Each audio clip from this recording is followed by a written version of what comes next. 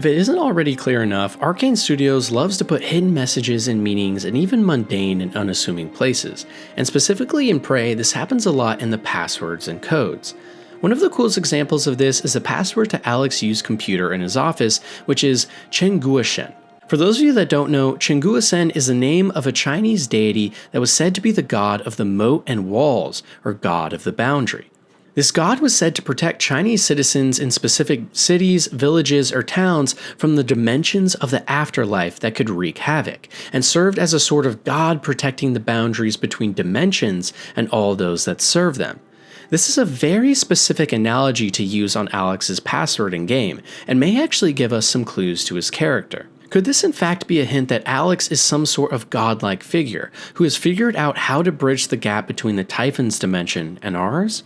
Remember that poster in Morgan's room that seemed to give us a hint about the Typhon and where they came from? Well, in that poster, it looks a lot like they are bridging the gap between dimensions and breaking into ours, or at least that's one way to interpret it.